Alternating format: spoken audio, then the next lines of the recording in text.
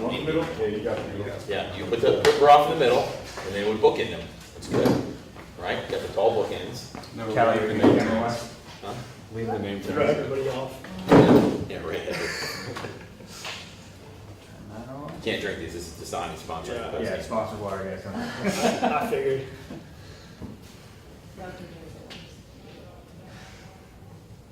And I'll email that to you as well. Coach, you want to start opening comment? Well, for the second day in a row, we had a tremendous start from our right-handed pitcher. Yesterday, I sat here and talked about Colin Selby, and today it was Nick Roth. Very efficient, very competitive.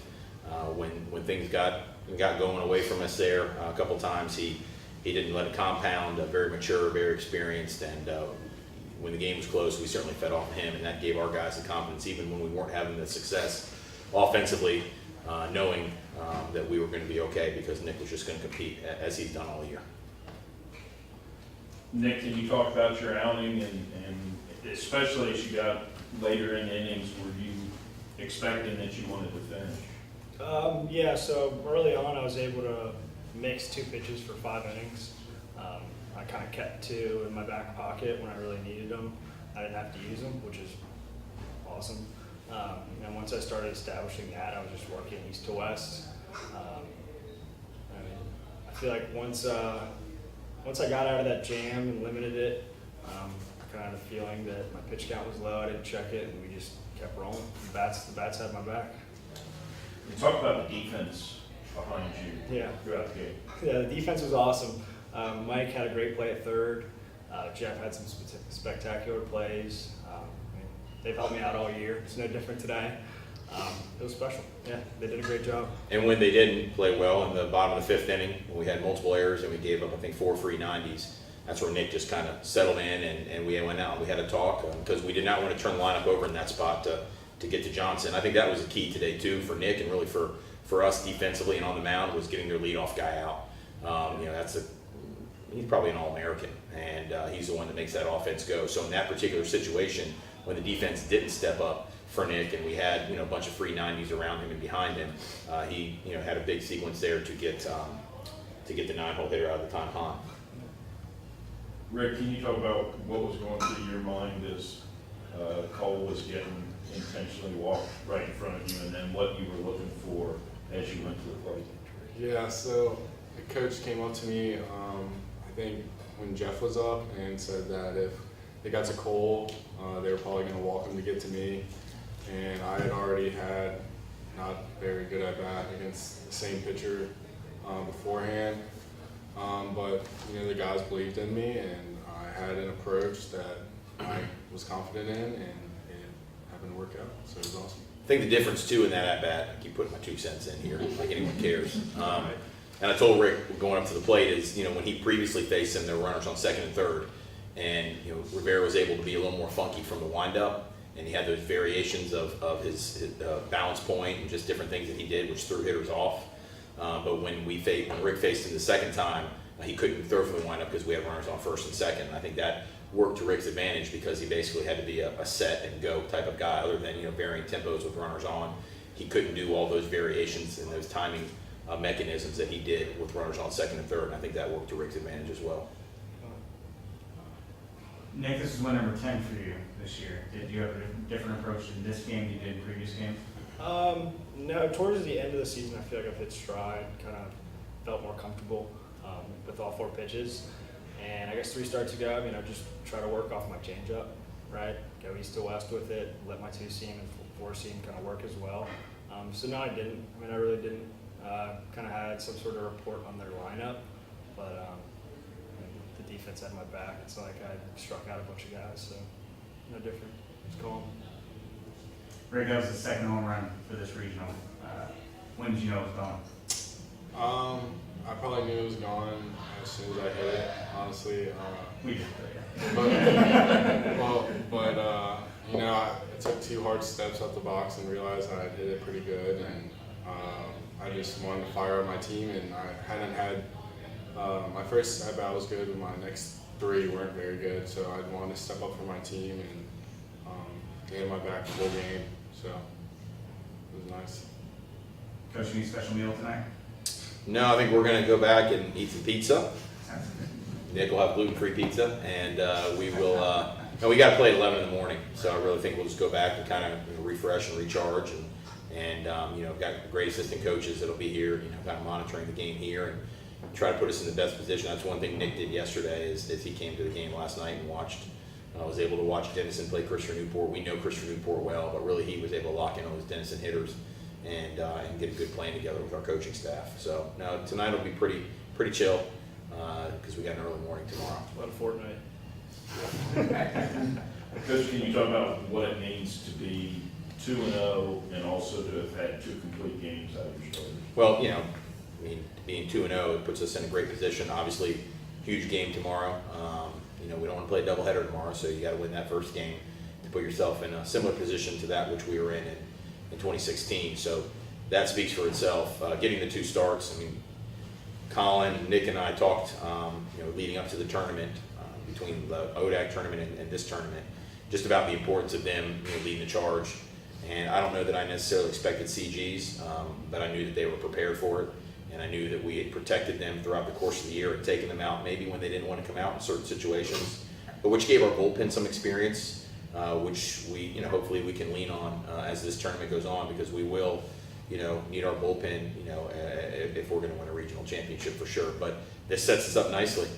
This sets us up very nicely, getting 2 CGs, and our bullpen is fresh, and hopefully that's an advantage for us once we get, late into the tournament Saturday and possibly into Sunday.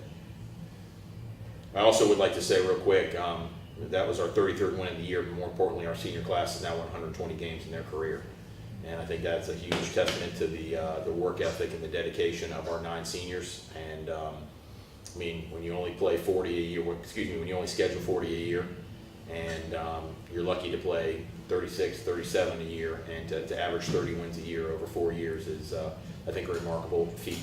And so for all of our seniors, including Rick to my left, they deserve a ton of credit. No matter what happens over the next couple of days, no matter where we go after this, 120 wins is pretty special, and it's going to be hard for future classes to surpass that. So I tip of my cap to those 9 guys who've been very loyal and dedicated to our program over the last 4 years.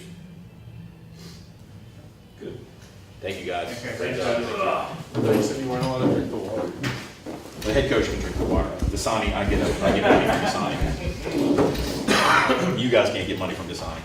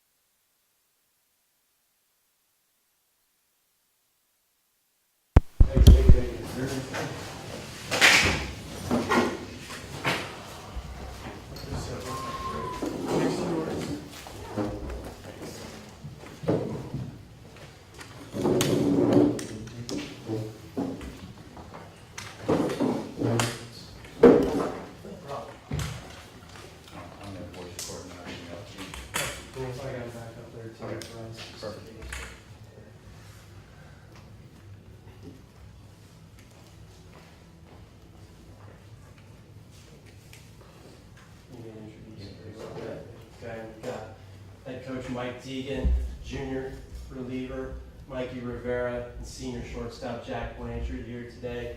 Denison season came to an end with a 32-11 record. It's a school record for wins. Coach Deegan, could you start us off a little bit and just maybe reflect on this experience specifically? We can get to the season a little bit later, but coming to the South and NCAA tournament. Yeah, it was it was our first one, obviously, being down here and becoming the South region. We knew it was going to be really tough. We knew we were playing Christopher Newport last night. It was a really good program, a blue blood in Division III baseball, and then Randolph-Macon today is team that's been ranked really high all year. So we knew it was going to be a challenging time. You know, they did a great job here hosting this tournament, and you know, our guys had a great experience. We wish we could have played better, obviously, but as far as the way the tournament was run and the quality of teams, quality of coaches, and the quality of people running the tournament, we can't be any happier. So experience was good. Just wish we could have played a little bit better. Mikey, you were put in a lot of high leverage situations all year. You got kind of a rubber arm. I tell the guys in the press box that you can go every day. What's this season been like for you? And just not really a transformation, but just a change in role. Yeah, to yeah. The everyday reliever. Absolutely, yeah. The past 2 years, I kind of been on the swing role. Starting some games one week and coming out of the bullpen the next. And early on in the season, I was still kind of in that role, and then I kind of just settled into the late inning bullpen role, and I just got really comfortable there, and just finding a consistent routine every day. And I mean, that's what I signed up for. It's what I wanted to be. At the beginning of the year, we have a role conversation per se, and I said I want to be the back end guy who comes in these high leverage situations, and sometimes you get it done, sometimes you don't, but at the end of the day, it's what I signed up for. Jack played 1 million games here at Denison. You've tried and put into words your experience as a Denison baseball player. 4-year starter, you're leaving with a lot of records, but I know the senior class, you're up here essentially speaking for the senior class. It's been a ride. Obviously, this senior class we've been really tight. We came in with a lot of guys and we ended with about half of that, so that's just a testament to how close that we've been as a group. And then my 4 years, it feels like it's gone fast, but it feels like I've been here forever in some ways, in a good way. It's just something about Denison baseball. I feel like I feel glad for the opportunity to be part of something that was bigger than myself, and we preach that every day, that it's not about any individual or any game, but it's about a culture, it's about a team, it's about a family. And I mean, leaving here, I just like to think that if there was one thing that I did, or one example that I set for these younger guys, that they can keep carrying on, then Denison baseball will be better in the future for it. Can you take me back to 2015 at all? And can you think about the evolution that you've seen happen with this program? Yeah, I mean, it's a while ago coming in. I like to think that I've changed a little bit for the better, thanks to Coach Deegan and thanks to the rest of the guys that push me and the atmosphere that we create here at Denison. And I think the one thing that I didn't really understand when I stepped on campus my freshman year was the concept of a culture. And Coach Deegan preaches that a lot in meetings and just in the way we walk around campus. And I didn't really grasp that as a freshman, but now that I'm a senior and I'm leaving, that I've come to realize that it's literally in everything you do. It's the way you go to class, it's the way you show up to practice, it's the way you interact with your teammates and just carry yourself as a man. And that's what I think I've come to realize since I stepped on campus as a freshman. Coach, can you just talk about this team and what do you think was so special about this group to finally break through and make the regional this year? I mean, it's these guys. I mean, it's guys that we're at an institution that's very demanding academically, and to have guys that commit to trying to compete at a high level.